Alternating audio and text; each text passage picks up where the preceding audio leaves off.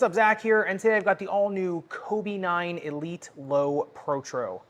Let's get into them. And as evidenced by my title, I do have some issues with the Kobe 9s, both the original as well as the Protro, both the lows and the highs. This is my old pair of highs, this isn't a new one. There are things in the 9s that I think are just really groundbreaking and I think really, really interesting, and other things that I feel like went right up to the doorstep of being really, really functional and unique and interesting, but also you really got to be the right player and want that right feel to really be able to play in the shoe. So let's get into them. Now, starting off in the uppers, I will confess, I've actually never played in the lows. I've had the highs for a long, long time, just because they're so interesting. So I've had these and had those on. I'm sure you've seen them in some of my Kobe videos. I've played in them. But the lows, when you put them on and try to lock them down with the laces, it feels like you can't get a ton of lockdown because the tongue is so wide. But with the tongue being so wide, they actually really do lock down very well. Really mild to no heel slippage on these. You definitely have to keep breaking them in, right? Because the shoe will break in, but then the carbon fiber doesn't want to. So there is, like I said, no heel slippage at first, and then you do get a little bit, and then once you can kind of break them in and tie them down more, it goes back to kind of mild to none. And like I said, it's a product of the really stiff carbon fiber with the really padded tongue, which is super comfortable as well as really breathable. If you look at the breathability test on these things, only heated up 101.2 degrees. And there's a lot going on in these, right? There's a lot of padding. There's actually an underlayer underneath of the uppers of these. You look at the breathability mapping of them, you can see fog is getting out of the tongue pretty easily, but then it does take a minute for it to get out of the forefoot, out of that really chunky knitted forefoot. And so it's just a product of, number one, it is a React foam drop-in midsole, so React doesn't really hold on to heat very much, it just blows right out of the shoe, plus the materials just really handle heat very well in these. So like most other Nike basketball shoes, they really handle heat and moisture exceptionally well. And especially, like I said, that tongue does have these really big macro pores in there you can actually see fog getting out of. The lace line is actually reinforced with some rope as well as going through the knitted upper. So for a shoe that is mostly just knit up here, the uppers are very, very strong, which is really interesting to see, as well as especially in the forefoot, they do move around. They're pretty buttery up there. So look at this thing on the upper durability test, 10-second highest grit sandpaper.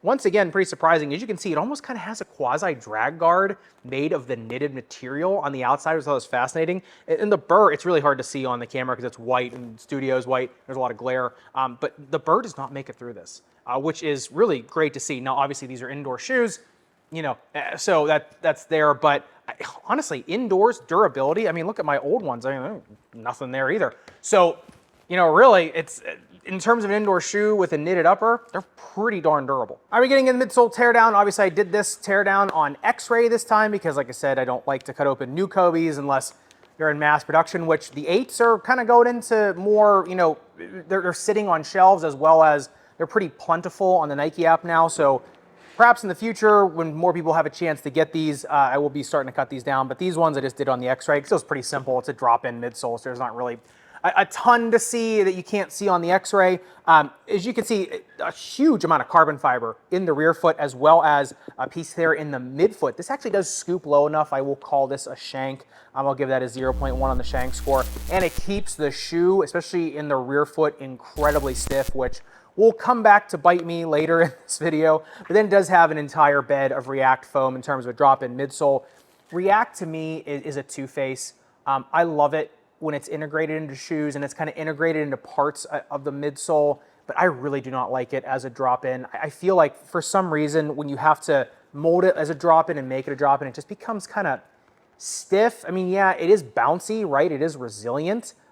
More resilient than when it's integrated. It's weird. I mean, at least that's how I see it. But to me, I like the Lunarlon drop-in midsole much more. Like, honestly, I felt like this would have done much better with like a Cushlon 3.0 drop-in midsole. I know a lot of these foams are very, very similar nowadays in terms of Nike because they're starting to blend the foams together so much that you're getting a lot of similar performance and feel out of a lot of the newer Nike and Jordan brand foams. But to me, the same thing on the React foam drop-in midsole. It almost makes the shoe feel a little bit more stiff, whereas I kind of feel like With the nines, you kind of need a little bit more of a buttery drop in to get more feel on the ground, which we'll talk about in a second, once we get into the outsole tread. But just suffice to say, this shoe stays incredibly stiff in the rear foot, and then in the forefoot, it does move around enough, but the React, it almost feels like there's a rubber band there kind of pulling back at you a little bit. So there's that. You look at this thing on the bounce height test,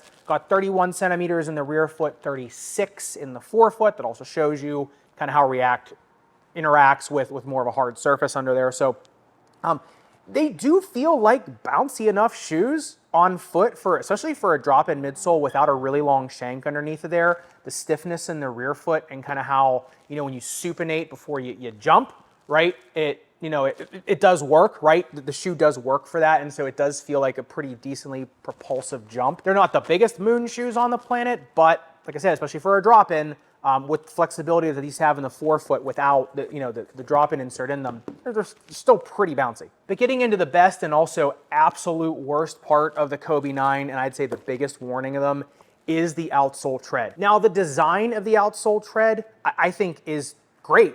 And you can see a similar ilk of outsole tread design with the EQLZ 24/7. It's got the same kind of it's a footprint type tread pattern, but it just does it better, to be honest. It just has, a little bit more trappings in the mid and rear foot to make it a little more stable. But when this thing is new, the grip on it is out of this world. Look on the grip test ramp. These things don't slip till 46 degrees. And you look at the durometer on them, it comes in at 20.25. I mean, it's not soft rubber either. And what's interesting is when I had the old ones on, I was just playing them a little bit, just like shoot around very easy when I was doing one of my other Kobe videos. I'll link in the description below, kind of where I talk about a lot of the Kobe shoes.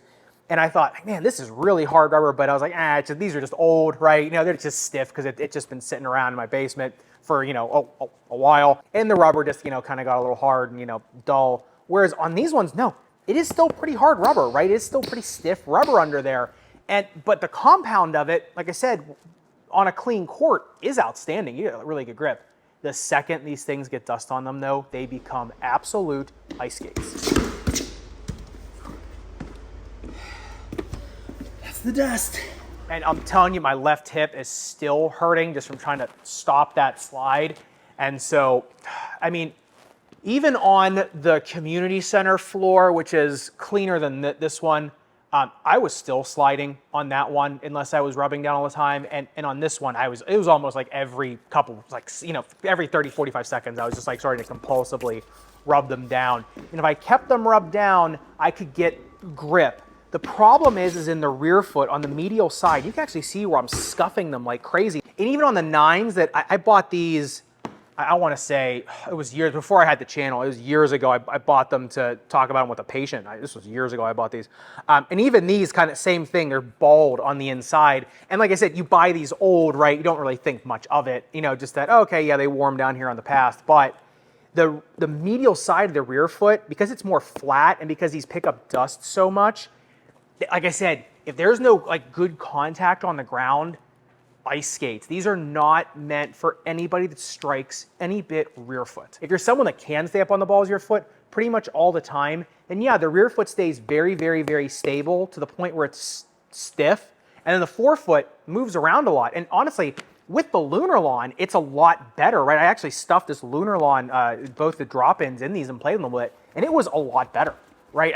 Because I just had more feel, right? I could just kind of move the shoe a little bit more. And yeah, the React's going to break down over time, but also will get, a little bit stiffer. Whereas, Lunar Lawn, Cush Lawn, Phylon, when they, it's certain formulations of Phylon, when they break in, sometimes they actually become a little bit more buttery for a while, and they actually have a better break-in profile than what React does, at least from my experience. So to me, if you're used to always playing up on the balls of your foot and you do want the rear foot to stay very, very stiff and stable, and you can always stay up on the balls of your foot and you don't mind the constant wiping with the dust, then they're okay. But for me, they became almost unplayable at certain times. If you've watched this channel a lot, I have not slid that much in a while, right, on court. That was really kind of abnormal, even for a dustier court. So you look at these things on the speed ratio, coming in at 2.25, shank score of 0.1, I'll give it to them, comes up to a 2.35.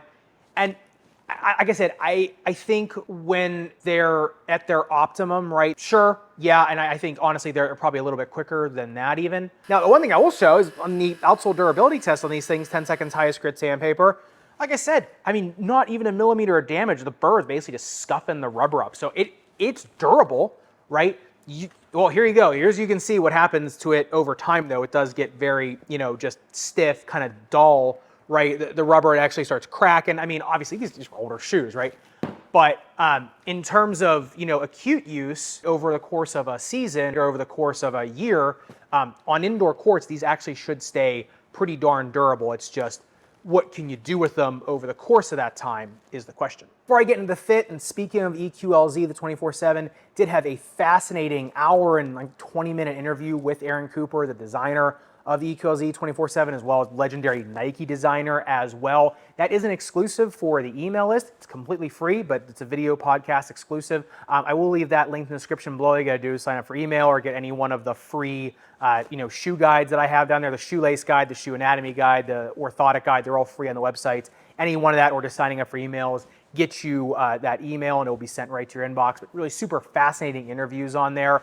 It's my way of trying to break free of the algorithm, be able to kind of do some more of the deep dive, really intense kind of shoe nerd stuff that we get into. And in that one, we get a ton into drop-in midsoles. We get a lot into single-piece ankle collar versus three-piece. It was a really fascinating interview with him. If you want to check that out, that will be linked in the description below, how to get on that list to get those interviews. Those will be monthly interviews, if not more. With that being said, getting into the fit of the nines, pleasantly surprised for me. Remember, with drop-ins, usually they're going to be a little bit more narrow and a little bit shorter, and these are no different. But the one warning I'll give you to complement the outsole tread is they do have a 16-degree inflare, so they are inflaring pretty good, and that also does kind of set up your foot to where the shoe kind of wants you to be to land on it, right? And yeah, it does make it super nimble and quick, but it also doesn't allow for a lot of feel in the rear foot, right? Anytime you're swooped in like that, like a C, like my foot is shaped, so these are kind of shaped toward my feet, but you're pushed in like that, you can't grab the mid and the rear foot of the shoe, like in some other shoes, a little bit more of a gentle inflare, especially these because they're scooped out so much. Now, in terms of length, they do come in a hair short at 28.6 centimeters, 9.1 centimeter width, which actually more generous than other drop-ins I've seen. Only though 9.9 centimeters in the toe box, and that toe box tapers 30 degrees. So it does really kind of, get narrow there in the forefoot. And that's all by design with these, right? They're cutting pieces out of the shoe that, they just don't think need to be there in terms of getting that really quick, nimble footwork. But like I said, there's something with a really wide forefoot, hammer toes, things like that. You're going to start to notice some issues. For me, I didn't even have cramping in these. Any of the times I played them, even when I was in really hot, humid conditions. My last time I played in these just recently, here, it's only 60 degrees Fahrenheit here. So this was nice, but a couple of days I was playing really hot conditions and didn't have any cramping in either, which was really nice. So I'd say a narrow and medium foot. You can just go true to size. A 2E, if you're longer toed, you're a longer foot, you can go up a half size in these, right? And just get a little bit more room if you want. Like I said, I broke them in though. If you have a bunion or Taylor's bunion, things like that, you better be going up a half size. Like I said, just to get that little more room. Although, like I said, they do break in very nice, the uppers of these. They're very, they have a very, very nice break-in profile. In terms of 4E, I think you go up one size, especially for a drop-in. I think you can get away with it with some break-in. You start going up more than a size in them, obviously you're going to start to get into heel slippage territory. You're going to get even more mismatched with them because you better have a pretty good fit into the forefoot to get any bit of tactile sensation, any bit of traction on these. So this is one you really want to be one-to-one with. And in terms of the snake-bitten foot, they're definitely not good for hip and groin pain. I can tell you that from experience right now.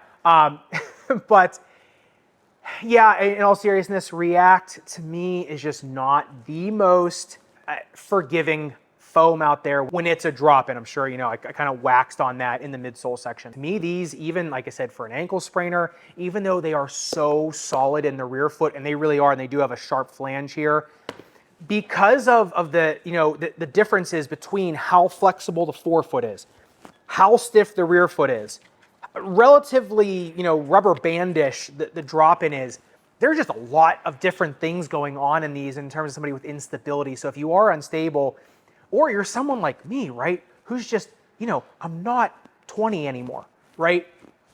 I can't see them really for anything but shoot around. But anytime you start pounding on that React foam, both in the forefoot and the rear foot, especially because you can't put anything between you and the React, I don't love them. If you really like the Kobe 9 and you want the Kobe 9, I think that's what you're buying them for, right? And if you're not suffering from anything and you like that profile, then sure, fine, they're great. Like I said, they definitely have a place in terms of that, but when you talk about anything snake bitten, any lumps, bumps, and bruises, remember snake bites just mean lumps, pain, lumps, bumps, bruises in your foot. Anytime you get into that territory with this setup, I'm probably going to be pushing my patients at least toward something else. And with that being said, getting in the performance of these, I think we kind of talked about it in the outsole section. When they're gripping, like I said, they're nimble. They're actually very, very bouncy and very easy to kind of get up off the ground. And I'm kind of just, a really quick, easy shoot around shoe. And especially like around the rim, just kind of doing my circles and everything. Like they felt great, right? Just going doing layup, layup, layup, and kind of getting under the rim, trying to twist. Like I said, they're nice enough. And it is pretty cool how, the original Nike designers of this got this shoe to not have to have a shank on the bottom, still be, this has just as much support in the midsole as something that has a longer, full midfoot length shank, something that covers the entire arch. And I think that's really a feat of engineering. I think that's fantastic. On clean courts, they're a lot better too, that you can kind of enjoy kind of that forefoot, foot-shaped, tread pattern, because that's where the best traction is, right? It's ball of the foot and up on the shoe. And the rear foot, it's an afterthought. And like I said, that's a feature, not a bug for a lot of people, right? Especially for, designing the shoe for Kobe Bryant. So, like I said, you got to be the right player. You really have to have good footwork and not play flat-footed. You just, like I said, you've got to be the right person. Speaking of that right person, like I said, I have been taking basketball lessons for really all summer, kind of into the fall. And Tony Resch, my basketball coach, absolutely phenomenal. I cannot say enough about her. She does offer a course. I have nothing to do with this course. I don't teach any of it. I'm not in it or anything like that. I just helping her host it on my site just to get out to more people because she has helped me so much. If you do want to check out her shooting course, we'll have linked in the description below. I just kind of want to bring attention to that because, like I said, it's been just in person, taking her lessons has been so phenomenal. I kind of feel like I think other people would really benefit from it. You want to check that out, we'll get it linked in the description below. And if you do want to see kind of the other, like I said, Kobe shoe that has been kind of getting out there more and more and more and has been produced more and more recently, it's kind of more accessible to more people now, the Kobe 8 Go Under the Knife. Make sure you click into this video up above and subscribe down below. Respect your rubber and foam. I'll see you somewhere in the sneakerverse.